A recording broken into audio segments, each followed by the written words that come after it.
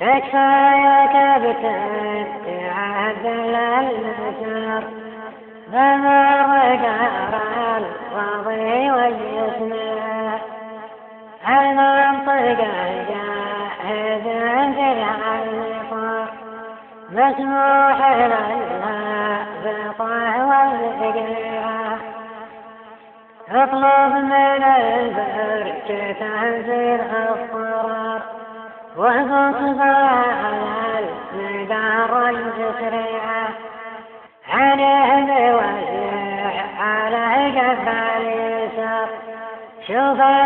المصابيح حمر ولعه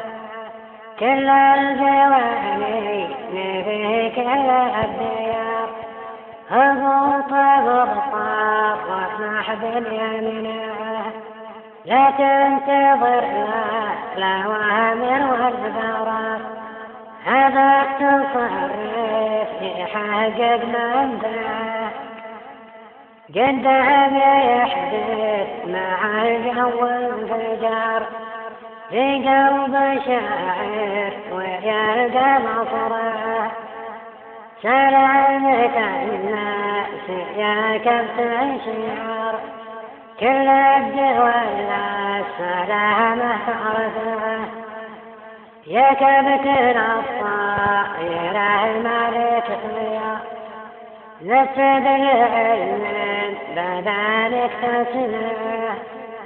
الظرف ما يحتمل الجود انتظار المصلحة ما تعاد مجزاه ماني بقادر لتبرير اعتذار الوصل بينان بشر لا تقطعه تدري يا كابتن بمعنى الانتحار إني أمرت واضح مع الدعاء الدار والولد يا كابتن تزار شمل تفرق قربتك تجمعه قال انتظر واستدارت واستدار يا للهبوط اضطراري وكبه صوت الهوى بن نوافذ كالعصا يوم جمعتنا الهبوط مشرعه ما كنا غير والها الصغار تشفطها وجعوا وما دري تدفعه تحمل علامات ناسيت الحارة عاشق نوف جمال برقعه غرام مشعل بجوفنا طايح ذهن جنونه برقعه بخلصنا هذا الهوى طول العمر كتب هواها بدمه وقطبه